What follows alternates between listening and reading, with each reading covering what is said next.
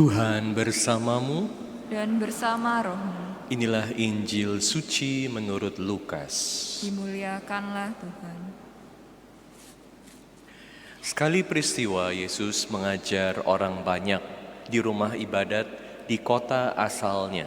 Katanya, pada hari ini digenapilah nas kitab suci pada waktu kamu mendengarnya. Semua orang itu membenarkan dia, dan mereka heran akan kata-kata indah yang diucapkannya. Lalu mereka berkata, bukankah dia ini anak Yusuf? Kemudian Yesus berkata kepada mereka, tentu kamu akan mengatakan pepatah ini kepadaku, hai tabib, sembuhkanlah dirimu sendiri. Lakukanlah di sini di tempat asalmu. Segala yang kami dengar telah terjadi di Kapernaum. Yesus berkata lagi, sesungguhnya aku berkata kepadamu, tidak ada nabi yang dihargai di tempat asalnya. Lagi pula aku berkata kepadamu, dan kataku ini benar. Pada zaman Elia terdapat banyak janda di Israel. Ketika langit tertutup selama 3 tahun 6 bulan, dan ketika bahaya kelaparan yang hebat menimpa seluruh negeri. Tetapi Elia diutus bukan kepada salah seorang dari mereka, melainkan kepada seorang perempuan janda di Sarfat di tanah Sidon. Pada zaman Nabi Elisha, banyak orang kusta di Israel, tetapi tidak ada seorang pun dari mereka yang disembuhkan selain Naaman orang Syria itu. Mendengar itu, sangat marahlah semua orang di rumah ibadat itu. Mereka bangkit lalu menghalau Yesus keluar kota dan membawa dia ke tebing gunung tempat kota itu terletak untuk melemparkan dia dari tebing itu.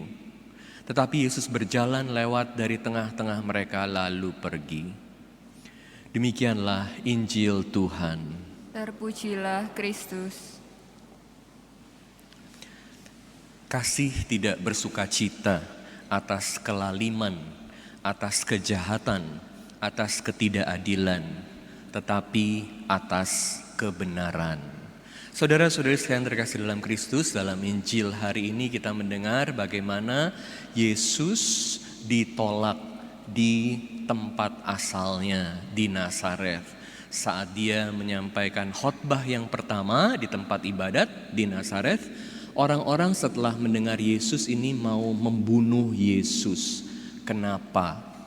Karena sabda Tuhan sungguh menantang kita. Jadi saya mau mengajak Anda sekalian hari ini untuk merenungkan tema bagaimana sabda Tuhan ini menjadi bagian penting dalam transformasi hidup kita. Pertama, sabda Tuhan ini membawa kita untuk melihat kebenaran diri kita. Kedua, sabda Tuhan menawarkan pilihan kepada kita, berkat atau kutuk. Ketiga, bagaimana jadi kita perlu menanggapinya. Pertama, sabda Tuhan, nubuat dari Tuhan, apa yang Tuhan sampaikan kepada kita membawa kita pada kebenaran. Dan seringkali sangat sulit buat kita manusia untuk menerima kebenaran diri kita. Karena kita selalu berusaha tampil lebih baik daripada kita apa adanya. Seringkali sulit buat kita untuk menerima diri kita, menerima keterbatasan kita. Apalagi saat ada orang yang memperingatkan kita akan dosa kita. Dan seorang nabi itu memperingatkan bangsa Israel akan dosa mereka. Dan itu yang Yesus lakukan dalam Injil hari ini. Kalau kita dengerin bagaimana Yesus berkhotbah, Yesus katakan pada hari ini digenapilah nas kitab suci pada waktu kamu mendengarkannya. Apa tanggapan orang-orang Israel di tempat tinggal Yesus di Nazaret? Mereka kagum pada Yesus. kagum. Jadi mereka membenci Yesus, mau membunuh Yesus. Di akhir Injil ini dikatakan mereka menghalau Yesus keluar kota untuk melemparkan dia dari tebing supaya celaka, supaya habis riwayatnya. Tapi kenapa mereka itu jadi begitu marah? Mereka jadi begitu marah karena Yesus berbicara kepada mereka tentang Elia dan Elisha. Ada apa dengan Elia dan Elisha? Yesus mengingatkan mereka bagaimana sebagai orang-orang Israel, mereka juga seperti orang-orang yang hidup di zaman Elia dan Elisha. Apa yang terjadi di zaman Elia dan Elisha? Di zaman Elia ada kelaparan yang menimpa orang-orang Israel. Di sini dikatakan 3 tahun 6 bulan kelaparan yang hebat. Apa yang dilakukan Elia? Elia bukan menolong orang-orang Israel. Elia menolong seorang perempuan janda di Sarfat, bukan orang Israel. Kenapa? Karena orang-orang Israel hidup dalam dosa, kebejatan, dan mereka tidak bisa menerima Elia. Ditambah lagi dengan Elisha. Apa yang Elisha lakukan? Elisha menyembuhkan orang kusta. Tapi orang kusta ini siapa? Orang Syria, bukan orang Israel. Padahal di Israel ada begitu banyak orang kusta. Dia gak sembuhkan orang Israel ini dari kusta mereka. Tapi malah orang asing disuruh mencuci badan di sungai Yordan. Dan ketika keluar dari sungai udah bersih dari sakitnya. Kenapa begitu? Karena sekali lagi ini menunjukkan kebejatan orang Israel. Jadi mereka tidak mendapat berkat Tuhan lewat nabi-nabi Tuhan. Bagaimana dengan kita? Kalau ada orang yang mengkritik kita, kita bisa terima gak? Seringkali kita tahu yang dikatakan orang itu adalah kebenaran. Apa tanggapan kita? Apa yang Tuhan katakan lewat kitab suci, berbagai hal yang kita perlu lakukan. Apa yang Romo sampaikan, kalau Anda pengakuan dosa, dibilangin harus begini, harus begitu. Atau saat Romo Seto sebagai Romo Paroki mengunjungi Anda, kemudian memberi nasihat kepada Anda. Bagaimana tanggapan Anda? Kita bisa terima gak? Seringkali sulit. Jadi ketika Tuhan memberikan sabdanya, Tuhan memberikan nubuat, peringatan, bahkan lewat orang-orang yang dekat sama kita. Ini adalah kesempatan kita menerima berkat Tuhan. Karena apa berkat Tuhan? Menjadi berkat karena Tuhan tidak mau kita binasa, kita celaka karena dosa kita. Karena dosa selalu membawa pada kematian. Makanya jangan terus-menerus hidup dalam dosa. Kalau saudara bilangin, kamu ke gereja dong. Udah berapa lama kamu gak ikut misa? Dengerin, bukan malah dimusuhin. Kalau orang tua bilang, kamu berdoa dong. Kapan terakhir kali kamu berdoa? Tanya pada diri sendiri, kapan ya? Bener gak aku udah lama tidak berdoa? Jangan orang tuanya dimusuhin. Kalau ada teman bilangin, kamu kok setiap kali aku ketemu kamu kerjanya ngegosip terus. Jangan gosipin orang. Dengerin, bukan malah, udah kalau begitu lain kali aku gak mau pergi bareng dia. Kan kalau ngegosip seru, tapi dia malah bilang aku, jangan ngegosip. Dan banyak hal lain lagi. Orang, teman, orang tua, saudara peringatkan kita untuk jangan hidup dalam dosa. Kita mesti tanya, ini sesuai gak dengan ajaran Tuhan? Ini sesuai gak dengan kitab suci? Kitab suci menjadi sabda kebenaran. Nah, kalau kita menerima peringatan itu, ini jadi berkat buat kita. Karena sekarang artinya Tuhan ingetin kita supaya jangan binasa. Jangan terus-menerus hidup dalam dosa. Dosa membawa maut. Jadi kalau Anda itu dalam hidupnya menderita, tidak ada berkat Tuhan, tanya, jangan-jangan saya ini hidup dalam dosa. Dosa apa? Periksa diri Anda. Tentu penderitaan bukan berarti bahwa ini hanya disebabkan oleh dosa kita. Tetapi ada banyak sekali penderitaan yang disebabkan oleh dosa kita.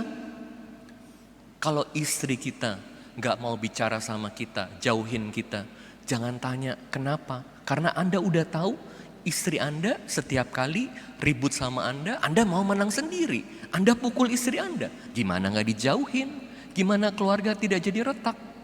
Penderitaan disebabkan, banyak penderitaan, bukan semua, disebabkan oleh dosa. Jadi kalau kita ada yang ingetin supaya jadi lebih baik, ini adalah kesempatan berubah. Ini adalah berkat Tuhan. Tapi ini juga bisa jadi kutuk.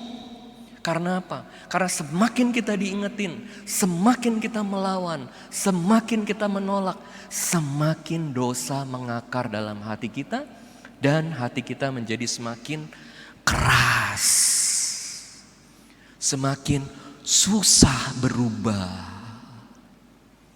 Semakin dosa membelenggu kita. Seperti orang-orang Israel. Yesus sendiri yang datang berbicara. Yesus yang mengingatkan mereka. Mereka lakukan apa? Kita singkirin orang ini. Karena orang ini berbicara kebenaran tentang kita. Nggak mau terima. Makanya sekarang jadi berkat atau kutuk tergantung apa? Tergantung diri kita. Bisa terima, bisa introspeksi, bisa berubah. Ini adalah kesempatan untuk kita memperbaiki diri. Dan kita sebagai orang Katolik harus saling mengingatkan satu dengan yang lain. Kalau frater-frater ada yang namanya correctio fraterna. Saling mengkoreksi satu dengan yang lain. Tetangga harusnya saling mengkoreksi, ingetin satu dengan yang lain. Di komunitas para romo harus saling ingetin satu dengan yang lain. Komunitas para suster, dalam keluarga. Karena apa? Karena seperti dikatakan dalam bacaan kedua oleh Santo Paulus, kasih tidak bersukacita atas ketidakadilan. Kasih tidak bersukacita atas kejahatan, kelaliman. Tapi kasih bersukacita atas kebenaran. Mesti hidup dalam kebenaran. Jadi kalau ada anak kita, orang tua kita, tetangga kita, teman sekantor kita, anggota komunitas kita tidak hidup dalam kebenaran, tugas Anda apa? Ingetin. Jangan sampai mereka terus terjerumus sampai satu hari hancur, binasa. Anda ikut salah. Nah, makanya karena kita adalah komunitas kasih, kita harus saling membantu satu dengan yang lain untuk hidup dalam kebenaran.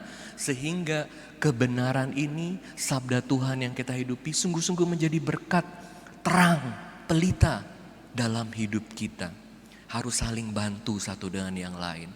Saat saya mempersiapkan khotbah ini, saya ingat ada satu kelompok para martir di Uganda. Ada 22 orang Katolik di abad ke-19. Mereka ini kelompok pertama orang-orang yang jadi Katolik di Uganda. Anda bayangin, jadi martir itu susah sekali loh. Karena jadi martir artinya mati demi Kristus, mati demi iman. Dan para martir di Uganda ini, mereka disiksa. Tangannya dipotong, bagian badannya disakitin. Supaya mereka dikasih kesempatan untuk meninggalkan Yesus. Untuk menolak iman. Dipotong dulu tangannya. Kamu menolak iman gak? Dipukulin. Kamu menolak iman gak? Anda bayangin penderitaan yang panjang disakitin. Dan banyak dari mereka yang terus berpegang pada iman. Salah satu martir ini namanya Bruno dan salah satu lainnya namanya Carolus Luanga. Nah, menarik untuk melihat kisah dari Bruno ini. Nama lengkapnya Bruno Serunkuma. Nah, mereka orang Uganda ya. Nah, Bruno ini pekerjaannya adalah penjaga gerbang, prajurit raja. Dia lakukan tugasnya dengan sangat baik sehingga rajanya senang sekali. Raja ini juga kemudian memberi dia hadiah, dikasih banyak hadiah, dan di antara hadiah-hadiah itu ada 2 wanita buat dia nikmatin. Karena rajanya kan bukan Katolik, jadi nilai moralnya kita nggak tahu. Nah, kemudian dia hidup dengan wanita ini, 2 wanita ini menikmati hidupnya, kesenangan duniawi, hidup dalam dosa tentu, tidak menikah dan hidup dengan 2 wanita ini.